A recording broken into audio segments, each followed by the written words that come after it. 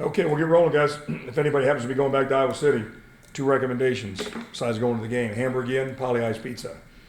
Those 2 places now. Anybody going back? Anybody going? You going? Yeah. Okay. Those are the. If you do get a chance, those are my 2 recommendations. So that's after 36 years in that town. So give you a quick update on things here. DeAndre Bradley will be our special teams captain this week. One of those. I think we got 10 or 11 freshmen, either true or redshirt freshmen, that are playing right now, and he's doing a heck of a job and just gets better and better. He's got toughness, he's got talent, he's got confidence, and he'll play more and more as this season unfolds. But really like the job that he's doing. Out for the season, most of them you know about. There's one new one. Rex Rollins is done for the year. Kenny Byers is done for the year. Daniel Kahn's done for the year. Sam Wells, real valuable scout team player. Is out for the year with going to have knee surgery, and then Cedric Fernandez, unfortunately, was out for the year. Tore his knee up pretty good last week. So 2 of our top 5 defensive backs are out for the year. It never helps when you're trying to build, consistency and depth. But next guy up, next player's got to do it, whether he's a scholarship or a walk-on, and that's where we're at. Iowa in 2015, very similar to many of the teams I've coached against. They're physical, they're confident, they're talented. They've got a lot of really, really good college football players. They got guys, a number of guys look like they're going to go on and play at the next level based on what I'm seeing in the short time we've been watching this year's team. They're outscoring their opponents 30-18. 50% on third down offensively is darn good. They've spread it around. I think 9 different receivers have caught balls. Beathard, their quarterback, 64% completion average, 4 touchdowns, 1 pick, and he's averaging almost 50 yards rushing per game. So he is really a talented guy, and he's playing really well and doing a heck of a job. Defensively, they're nicely ranked in total and in rush. It's hard to get yards against them, period. And they're real physical. They're real sound. Phil Parker, their defensive coordinator, was there with Norm Parker for many years when I coached against him. And it's very similar in that you just rarely see missed tackles. They're very physical. They're relentless. They are blitzing a little bit more now than they used to with Norm Parker. And they're very effective, obviously, with what they're doing. So, real challenge. Kicker and punters, both of them look like they're going to play in the NFL when they get through at Iowa. 57-yarder the other day with room to spare. I coached against Nate Kading when he was there. Unbelievable talent. And this guy, number 1, looks like he's that same kind of kicker to me. Doing a great job, and their punter's outstanding. So that really impacts field position and your opportunity to score points. So I'm really impressed watching their football team, but looking forward to more improvement again from week 1 to week 2. We showed a lot of improvement in a lot of ways on our football team. We need to do that again this week in practice, and hopefully it will show Saturday in the game in Iowa City against an excellent football team in Kinnick Stadium. So open it up to questions. Guys go about, looking just to rebound and recover as you head into such a tough game like this? Yeah, I mean, the season's a long ways from being over, and there's nobody around here in depression. We've played 2 games and came up short in 2 of them. we got to take care of the ball much better. We were minus 60 when I got here. We took it to plus 20. Now we're minus 4 after 2 games. So that's really, really a poor job of taking care of the football, and it's uncharacteristic of our program. And don't think that didn't impact the outcome of these last 2 games. If we can take better care of the ball and get some turnovers, which we got in the first week, but we didn't get last week, then it enhances your chances to win no matter who you play where. But that's a daily process. It's every day. You got to, just one day at a time, do a better job of taking care of the football. And we've not coached it any less than we have since we took the job, but this is a results-oriented profession that we're in, obviously, and we're not taking care of the ball. And don't think that didn't have a major impact on the outcome of the game Saturday. We're roaring on a series and moving the ball, and Willie Ivory puts it on the ground. Fumbled the punt, just poor judgment. Has nothing to do with skill or ability, just has poor judgment. Don't try and be Deion Sanders. Just be smart with it, okay? Well, we turn it over to critical situations. We got to get that fixed. So that's not the only issues right now, but so many positive things and so much improvement. But that's got to be solved, and we got to do a better job of it. And we can talk about it all we want. We can preach it and teach it and coach it and put it up on PowerPoints and show our team turnover margin on Sundays, which we always do for that game and for the conference. But it comes down to the individual carries the ball as a returner, as a receiver, as a running back, as a quarterback. Whoever gets their hands on the ball, that ball represents 117 players and the whole coaching staff. And we haven't figured that out yet to respect the ball and take better care of it. We need to immediately. And don't think probably had his best game. What was different for him last week? I just think, he carried over to Saturday what he'd been doing in practice. Joe, he'd been doing that in all through camp. He'd been making those throws, the huge play to Carlos Harris. He'd been doing that in practice, and he just misfired. Had a few misreads in the first game, and he was better, obviously more efficient, more productive. And then in the end, he had over 300 yards, a couple touchdowns, made great decisions, did a really good job running the football when we asked him to. And that, what you saw Saturday, is a lot of what we've been seeing in camp when we said he was really improved and he's our guy, and here's why he's our starting quarterback. And he's got so much pride and character, and he wants to do well, and he's sick about losing, as we all are, but no question we improved, and we did a lot of good things against a good Rice team Saturday. Speaking of Andrew, I know you and him are both from Iowa City. Do you think going back is going to be kind of like a homecoming? Is that any added motivation to get the first one this week? No, I don't know that added motivation. This is honestly, I just met with I was on the teleconference with all the Iowa media, and I said, listen, this isn't Bill Belichick and Tom Brady coming back to Iowa City. This is just two Iowa City natives that are proud of our roots. It's a pretty unique situation that a Division I head coach and a starting quarterback go back to a hometown where they grew up at. We're both blue-collar type guys and proud of our roots, but we're going to do everything we can to try and win a football game when we're a major underdog. I coached at Iowa, played at Iowa, and coached there for 19 years, and now I've coached against them, 17 times since I left and went to Wisconsin and Iowa State. So it's not anything new for me. It's just what's very similar is how tough this challenge is to go beat an Iowa team that's so strong, so physical, so confident, and playing in a really good system. So. But I talked to Andy Mack this morning, and I don't want him to feel like it's any different or any more weight than he has every week as a starting quarterback. Go execute, make plays, run the offense, and know that we're going out to coach against and play against a team that we really, really respect, program that we really respect. And we have deep roots in that community and at that university, but we're going to go try and win a football game. What exactly is it that you really remember about Iowa City playing there? There's got to be so many great memories for you. Yeah, it goes all the way back to my freshman year. I was a part of a winless season. I was a part of Big Ten championships my years at Iowa, Brett. And there's not a lot of coaches that can say that, or players that could ever say that. Winless season and a Big Ten championship. Winless season, Rose Bowls. And then you stop and think about the coaches the time that we spent together there, and the memories and the experiences and the players that we were so honored to coach, and the history that we made together. So it is really special. But I also remember leaving Iowa and how hard that was and how emotional it was, and yet your focus has to be on your players and your team and your coaches getting them ready to play, whether it was as a defensive coordinator at Wisconsin or as a head coach at Iowa State, to come back and try and win football games. But my path in life has been so enriched because of my time in Iowa City and the University of Iowa. And if you never worked there, you never lived there, you don't really understand that. But those of us that have do understand that. And it is a pretty incredible place. What is it about Iowa City that makes it something that places you think so? Yeah, there's just this incredible loyalty. It's uncommon. It's uncompromising. No NFL teams in state. Iowa State, and you and I. There's no gray area on that one now. But it's the people love their teams, and they're there. I remember when we were really, really bad on some teams that I played on, and we still had these fantastic crowds. And rarely do you ever see that in college football nowadays. Really bad teams show up. The fans don't want to come watch that. But they still did at Iowa. And I think that was one of the many reasons why Hayden Fry left North Texas to come to Iowa, because he saw that there was still really, really fantastic support with some losing teams.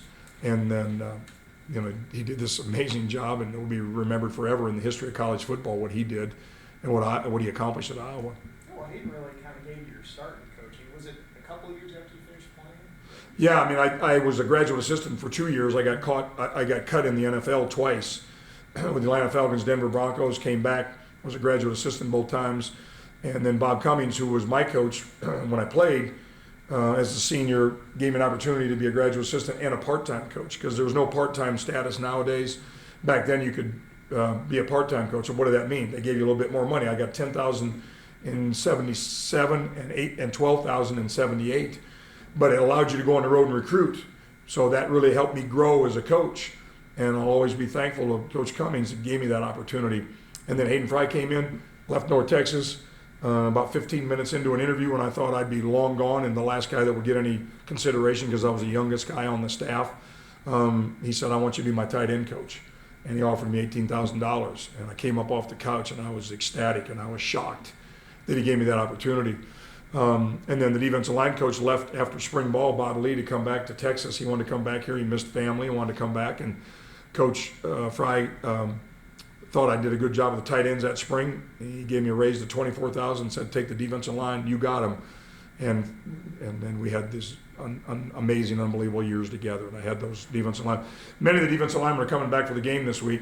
And a lot of Kirk's offensive linemen are coming back. So they're all talking about trying to get out there and get some one-on-one pass rush stuff going during pregame warm-up. But after tailgating, I don't think that's probably a very good idea for those guys to do that. Growing up in Iowa, how different is the football scene there? I know that it's practically a religion here in Texas. Is it the same way up there in terms of high school ball? Yeah, I mean, the high school, it's really, I think, underappreciated and underrespected as you go around the country for what we had in Iowa and what we do have. There's tremendous coaches. There's tremendous high school football there. There really is. And you don't have the success of Division I programs in the state of Iowa, which both Iowa and Iowa State have had through the years, unless you have really good high school football. But the facilities in Texas are in a class by themselves. The commitment in Texas in a class by themselves. The numbers of coaching, the quality of coaching is just tremendous here in Texas. But on a smaller scale, both in population and facilities and numbers of schools, it is still outstanding football in Iowa. It really is. It's incredible. And those coaches work just as hard, and they work just as hard as trying to keep the edge, get the edge, and keep the edge. And I just, I'll always, I've never been shy about talking about where I'm from, and my roots are Iowa City, my roots are the state of Iowa. I've always been proud of that, and I always will be. What is it you learned the most at Iowa that you've kind of taken with you through your career? Yeah, how much time do you have? There's so many things. You may win a game, you may lose a game, but I'll never be defeated. You just learn that. You learn about this undying hope and belief and loyalty that you can get things done. It's a dying trait, and you've heard me say it before, but it's kind of a dying trait. It seems like a lot in businesses and families, and the Kraken's in the foundation of a lot of loyalty in businesses and families, but it never has at Iowa. Never has. Never was in the time that I was there. Never has to this day. That's why you see the incredible support that they have and the success that they have. No matter how hard something gets or bad something gets or how negative it gets, or just make sure that your faith is always stronger than your doubt. Always stay positive. I sent out a message to my team this morning on Teamworks about tremendous improvement in so many ways the other day. We're not accepting losing, but we got to stay on that path of improvement again this week, and there's nothing more important than Tuesday's practice, and that's all I care about right now. It's not SMU, it's not Rice, it's not Iowa. It's just having a great Tuesday and then making sure that you improve, and then just being appreciative and thankful for all the opportunities that we get in life and in football. And it's just, as we all know, it's easy to take things for granted. I never will. I was raised in that type of home, and then I think even more so under Coach Fry, to always be appreciative and know that anything can be pulled out from under you at any time. So enjoy every day, embrace every day, get the most out of every day, and I sure try and do that. What have you told Andy about going back? You mentioned it a little bit, that we just kind of try to keep mind even. Yeah, and it just don't make anything more out of it than it is. It's a heck of a challenge. It's a heck of a game. It's in one of the great atmospheres in college football. It's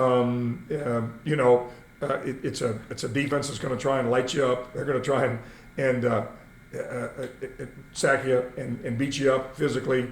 Guess what? So is every other defense you're going to play this year. and really don't try and do anything more than what we ask you to do within the system and within the preparation that we have for this game. And it's easier said than done sometimes, I'm sure. But Andrew McNulty never lacks for any motivation. The same guy always shows up. And when I recruited him, because I knew him since he was coming to my Iowa State camps with his brother Ted, who played at Kansas, and my son Shane, who played for a state championship in the state of Wisconsin. Those guys all came to my camps when they were really, really small at Iowa State. I always saw good talent and great intangibles with Andrew. Here it is in 2015, senior quarterback on my football team. I see good talent and I see great intangibles. And I'm just glad he's here. And it's a real unique situation to be able to know each other all these years and to have a chance to go coach him every day. And I'm blessed to be able to do that. Come to your guys' games when you was a kid, in junior high? Oh, sure. At Iowa State, yes, yeah. And he had pretty good connections with the head coach at Iowa State, so he came to a number of games. And but I was obviously when he finished his career in high school, I was in North Texas, and I'd gone from the Iowa State to the South Florida to Florida back here. And but we've always stayed in touch, and his dad and I have a strong bond and connection back from our playing days. And it's just kind of cool that you get to coach friends, real close friends' sons. And I look at the Iowa, look at the Iowa roster, and I see a Kittle. His dad Bruce was on our 1981. He was a captain on our '81 Rose Bowl team. I see a Croston. His dad Dave was one of the best offensive linemen we had, the Kirk Ferentz coach. And you start feeling like you're aging a little bit when you start seeing these guys that are the sons of guys that you coached in your time at the University of Iowa. What's been the issue defensively? You guys have traditionally been so good. The first couple of weeks have been a struggle. Is there something, a root cause there? Or what? No, I don't think there's any one thing. We have to be more consistent. We have to be better tackling. We have to go after the ball when it's in the air with confidence. Be a little tighter with our coverage, and then go make a play on the ball. It's 2 weeks in a row now we've not intercepted a ball. As you guys know, you watch us real close. You followed our career since we come here. That's just not our style of football. And we have to have defensive backs and linebackers that are not afraid to go do that, and not hesitant to go do that, and trust their preparation, trust their fundamentals, trust their technique, and then go make a play. Don't be a robot in space. Go make a play. Get your hands on the ball. Pass broken up, PBUs. Those are really important. Get your hands on the ball and intercept it. And after Saturday, we know we're going to get a lot more shots. Beathard's a really, really, really good quarterback, a really good player. So much in the mold of so many of the successful, winning, big-time quarterbacks that Iowa's had through the years. Great bloodlines. Dad Bobby Beathard is one of the most respected GMs in the history of the NFL. It's no surprise that he's really successful. But we have to go make some plays on that. And then the longer the game goes, your fundamentals can't slip. The faster the pace, the longer the game goes, don't let your fundamentals slip. And I'm seeing some of that. And whether it's a fast pace or a slower pace, play with confidence, play physical, and do your job. And I don't want to oversimplify it, but that's really what you have to do. I know you talk about making plays on the ball in the secondary. You guys have had a lot of injuries, especially at quarterback. How do you combat that? Is it just fundamentals? Is it just next man up? Yeah, we all say that, but it's one thing saying, it's another thing doing it. And we have a standard in our football team with how we practice, how we prepare. Obviously, we have a standard of how we play defense, and we've been up and down and hit or miss on that. We've played some really, really good downs and done some real positive things, but we got to get off the field on third down. Really good defenses get off the field on third down. We're not doing a good enough job of that, and really good defenses create turnovers. We've not scored on defense yet. I think we scored, since I took the job, 21 times, I think, on defensive or special teams plays. We've not done that yet, and we don't want to lose that because that's been part of our personality here too. Non-offensive touchdowns, score on defense, score on special teams. A team 2 games worth, we haven't done that yet. We want to get that back. I don't want to lose that because we're sure coaching it as hard as we ever have, and we're not getting it on Saturdays, and we want to try and create that again. You mentioned Brandon Garner last week. You've plugged him into the starting lineup. Is that working out? Is he playing well for you? Yeah, he's one of those redshirt freshmen. I think we got almost a dozen, either freshmen or redshirt freshmen. I think we got over 20 guys that played their first college games in the last 2 weeks, Brett. So those guys should really start showing improvement week to week because they're getting their first playing time and they're really understanding what it's like on game day. And I think we're starting to see some of that. And Brandon was one of those guys that was redshirt freshman. He wasn't even close to hitting the field last year. Started seeing signs of improvement in the spring. Had a much better camp than we probably expected he could, and he'll get more and more playing time. He's real coachable. He's real energetic. He's really enthusiastic. He wants to be good. He doesn't want to take a scholarship. Where's my check? Where's my Nike gear? What uniform are we wearing this week? And then stand around and watch. He wants to play good football. And I love his attitude. I love his energy. I love the way he comes. He really enjoys football. It's not punishment to come practice. It's a joy to him. He really loves getting the opportunity to come get coached and get better. And usually that, in the end, you get guys that really end up improving and being good players if they approach it that way. Blake Bean's also been pretty good for you the first Yeah. couple weeks of the season. Is he panned out kind of the way you hoped? Yes, absolutely. Captain, leader, productive, making a lot of plays. And he's not the biggest Mike linebacker we've all coached or been around, but he's tough. It goes back to that wrestling background, he and his brother, and the mental toughness, the tenacity that he has, the approach to it, and then it doesn't hurt being a 4-point student. He talk about coaching on the run, making adjustments on the run, which we all have to on game day, and he picks it up. And you say it once, and he's got it. What does it help just to bring in somebody like that that's played a ton, because he did play at Buffalo? Yeah, and he's got maturity and he's got experience, and he's just a fantastic student of the game. We all love that. You have to prod him to come in on your own. You have to ask him to come in on your own. Today's a prime example. Mondays are day off. We can't require him. There's no expectations to come in on your own. For to meet with us, we can't meet with them. It's NC2A day off, but the guys that want to be good are going to come in and watch tape on their day off, and we've all seen that through the years. And we don't take attendance, we don't check off their names. But the guys that want to be good, they're going to come in here and put some time in. Take care of your academics, get some rest, get your treatments, but go study the game, study your opponent. And Blake's one of those guys that does that. I know last week I asked you about Jakeem Moore, and you told me he hasn't panned out the way you thought he would so far. What do you need to see out of him just change to make an impact on this team? Yeah, just more consistency, better technique, better fundamentals. He's a conscientious young man. He's got a lot of character, but in the end, we want him on the field more. We'd like to have him. You got two of your top 5 defensive backs out. That means more opportunities, more chances for the next guy to come in, whether it's safety or corner, and whether it's in the secondary or in special teams. We want him to be a real valuable contributor, and I believe in my heart he can still do that. So is he just not out there right now from a sheer performance standpoint? Sheer performance. He's been healthy. He's got no issues with injuries. No. Yep.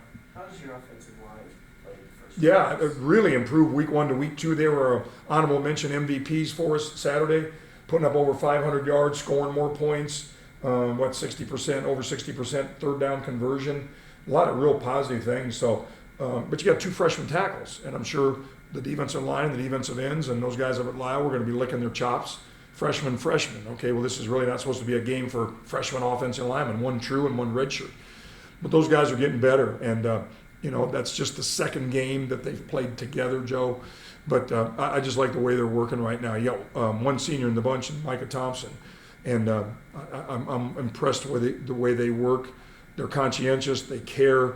The chemistry of an offensive line, the communication of an offensive line, those things are so important, and you really see that getting better. Just little steps, little bits every day at practice.